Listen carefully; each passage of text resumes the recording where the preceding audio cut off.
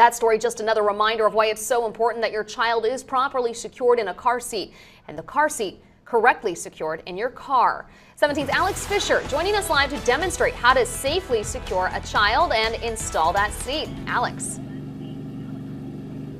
Well, good morning, Maddie. If you're hitting the road, whether you're going across the country on a road trip or just down the street to the grocery store, you must have your child properly secured in a car seat. And as that family found out yesterday with their 6-month-old, it turns out it saved his life.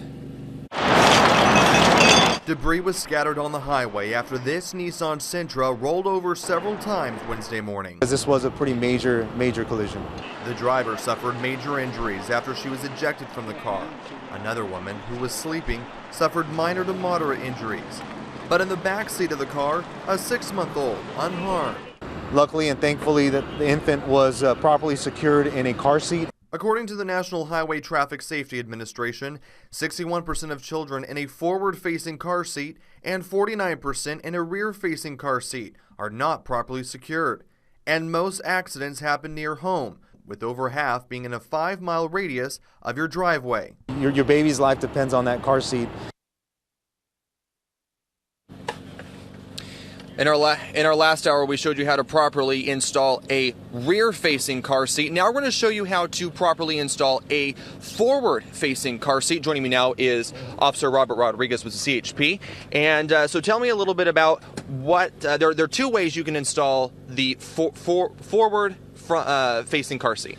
That's right, Alex. This is a forward-facing only car seat. Now this seat here can be installed utilizing the latch system, similar to the other one that we showed you earlier, which is right here. And so you'll have a proper belt path to go through. You can also install it utilizing the seat belt. Okay. There's also one other belt that we have to use while installing a forward-facing car seat. I know parents will always ask me, you know, there's so many belts on these seats and I don't even know where they go. It's very important also to read the instructions. So you have this tether strap. The tether will go usually underneath the headrest here, but it's also very important that you follow the vehicle's manufacturer's manual as well.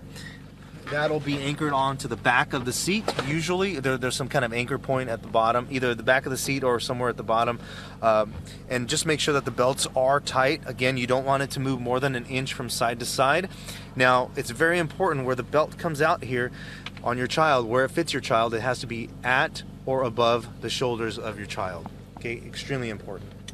And what is something that some parents should be aware of with their car seats? I mean, if it is properly secured, if their child is properly secured, is there anything else that parents need to know, especially with the make of the car seat?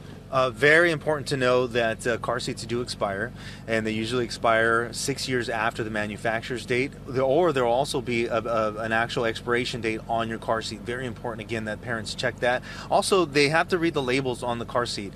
Some labels will give you the different height and weight requirements for the actual seat. Very important. A lot of parents will ask me the questions as far as when should I move my child into a booster seat. Again, all that is on the labels and in the manual of the particular car seat. Also, very important to note, a lot of parents will allow their kids to eat in their car seats, which there's really no major issue with that, except please clean your car seats. Please clean the belts, especially if you spill some kind of a food that's high in acid content, because that will eat away at the actual belts, especially if they're left out in the car. It's very, very hot summers that we have here in Kern County, and so if a belt is twisted up and it's got that high acidic food on there, it will eat at your belts.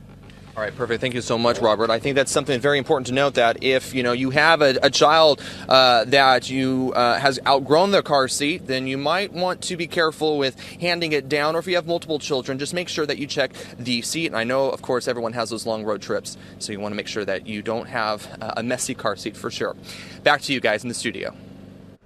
Some very important tips. Yeah. I did not know about, washing the belts because of food left on them, because as they all discovered this morning, there was a lot of food on all of the car seats out there because the kids eat in the car all the time. And that's the part where if you hadn't picked up on it, that was Maddie's car. A little directed, yes, it was. And a little directed at me, and now I feel a little guilty.